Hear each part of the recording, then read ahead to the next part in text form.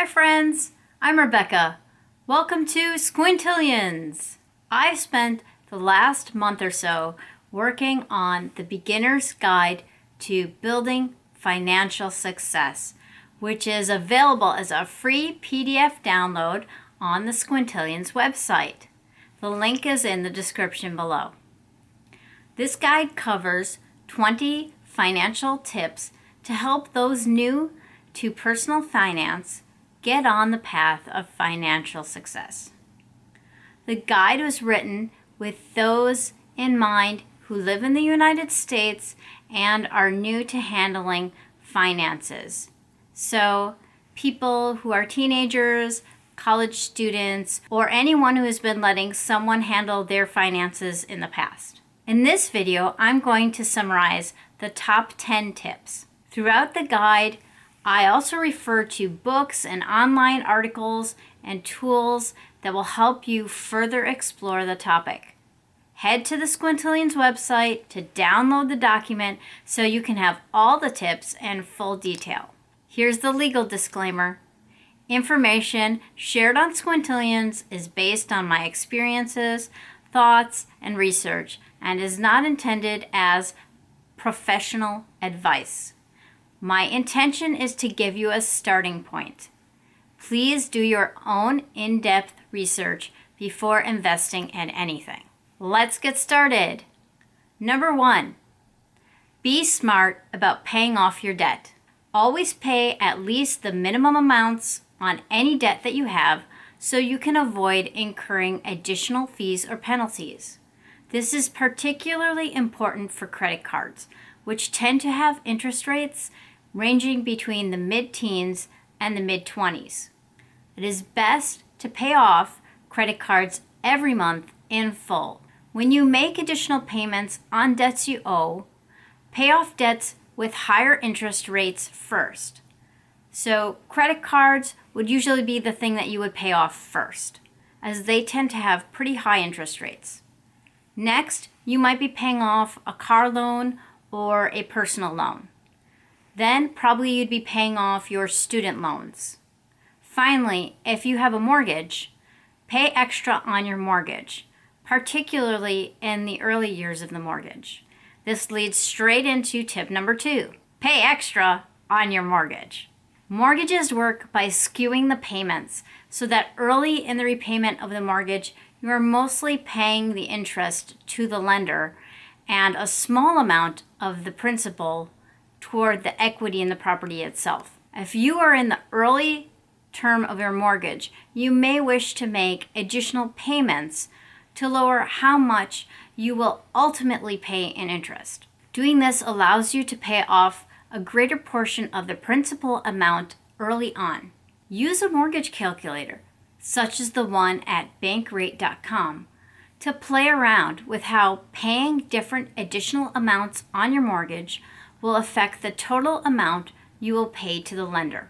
Number 3, build an emergency fund in a separate account. First, you need a place to keep your emergency fund, so open a new high interest rate savings account that is separate from your current checking and savings accounts. I like to keep my emergency fund in a different bank from the one that I use to handle my day-to-day finances because it adds a mental barrier to accessing the money easily. Aim for an initial deposit of $1,000 in your emergency fund and work to building up a fund that covers 3 to 6 months worth of your typical monthly living expenses. The guide gives suggestions on how you can go about doing this, particularly if you don't have a large income. Number 4, save money in a high interest rate savings account. When you are looking at where to open a high interest rate savings account, you can go to the Bankrate website and use their account finder to find accounts available to you based on your zip code and compare their interest rates. Remember, when you are reviewing these accounts, to closely examine the terms for each account offer. Some accounts have requirements such as maintaining a minimum balance or using direct deposit in order to get the best interest rate. Others require a minimum initial deposit. Further, there may be limits on how often you can withdraw or transfer money from the account each month. Number 5, automate wherever you can. One of the keys to a healthy financial lifestyle is to automate payments and savings whenever you can. You can easily log into the bank's website and set up a recurring transfer of money into a savings account. Set up bill pay to be automated wherever possible. Consider automatically paying the minimum balance on your credit card bills. If you have a monthly minimum of $35, then set it to automatically pay $35 every month well before the due date. This way, you will never end up having to pay a late fee for forgetting a payment because it is handled automatically. Of course, you would still end up paying interest on any remaining balance you have. Use calendar reminders to help you remember to pay your credit card in full each month. Number 6, invest in stock market index funds. If you are new to investing and are not sure about which companies or funds to invest in, low-cost, broad-based index funds are a great place to start. Index funds are a solid investment because while it is possible to beat the market in the short term, it is much more difficult, even for experienced traders and analysts, to beat the market averages over the long term. An example of an index fund which I am invested in is the Schwab S&P 500 Index Fund, ticker SWPPX. I go into much greater detail about index funds and ETFs in the guide. How do you invest in them? You will need to open a brokerage account. Consider opening an account with a reputable company that charges minimal fees or offers commission-free trades such as E-Trade or Charles Schwab. If you prefer to use a simplified user interface on your mobile phone, consider using popular investing apps such as Robinhood, M1 Finance, or Webull. Affiliate links to these apps are in the description below. Number 7, maximize your retirement savings. There's a strategy often quoted in the financial community of pay yourself first. If you aren't already doing so, now is the time to start paying your older self first. If you have a 401k through the company where you work, at a minimum, invest enough money to equal the employer matching amount. If you can manage it, invest the maximum amount per year, which is currently $19,000. If you have qualifying earned income, you may contribute $6,000 per year to a Roth IRA or a traditional IRA. If you don't have one of these accounts, you'll want to think about how either account would work best for your needs before opening one through a brokerage. There are also income level restrictions on who can open a Roth IRA, so check if you are eligible. Once you have deposited money in your IRA, you will then want to invest it in something such as stocks, index funds, ETFs, mutual funds, REITs, bonds, or CDs. Number 8, use a 529 account for college savings. A great way to save for college right now is by opening a tax-advantaged 529 account. You can open a 529 account for yourself if you are over 18 and headed for higher education, or for your kids as soon as they are born. If you are under 18, you can ask your parents to open a custodial account for you. With a 529 account, it is easier for grandparents and other family members or friends to contribute money to the child's future education. There are rules on when and how the money is withdrawn.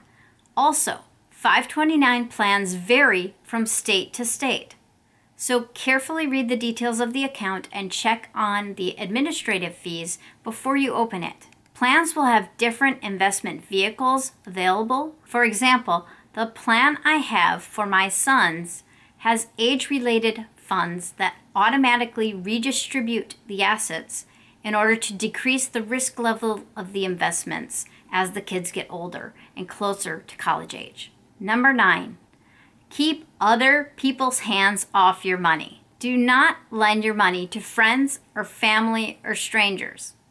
The exceptions. You may lend your money to friends or family if you can give it to them and be comfortable knowing that you might never get it back, in which case this is actually a gift. You may lend money to strangers through a program such as Lending Club, but keep in mind there is risk associated with this and no guarantee on the level of return. Don't pay expensive fees to financial advisors.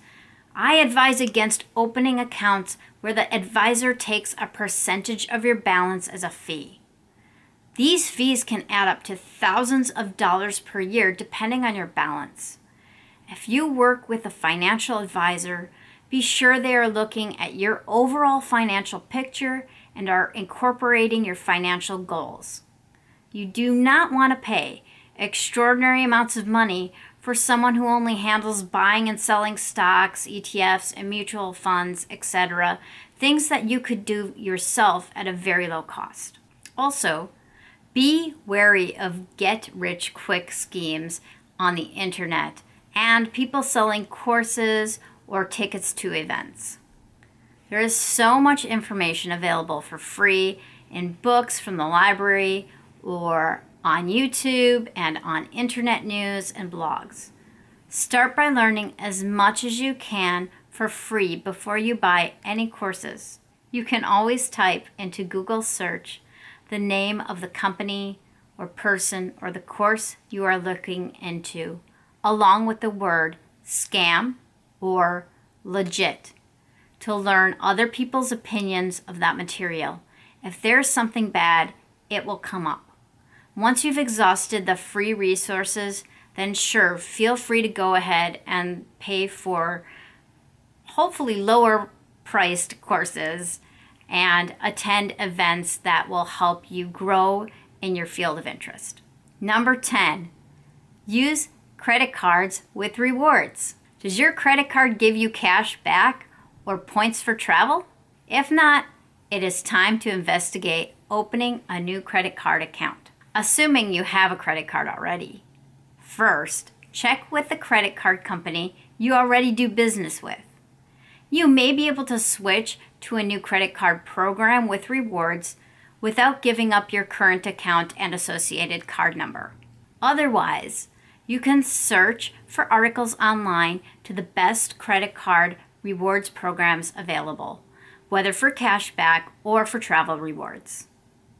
A few credit cards worth looking into are the Citi Premier Card, the Capital One Venture Rewards Credit Card, and the Chase Sapphire Preferred Card.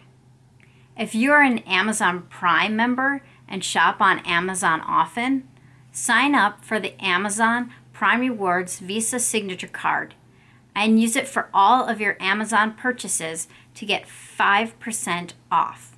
This is something that I do. I also recommend checking out the website for The Points Guy. If you want to find out the next 10 tips in the Beginner's Guide to Building Personal Finance from Squintillions, remember to download the free PDF file, link in the description below. Which of these tips do you think is the most helpful? Please comment. I'd also love to hear feedback from anyone who reads the guide. If you enjoyed this video, please hit the like button and remember to subscribe for more information on personal finance and personal growth here on Squintillions.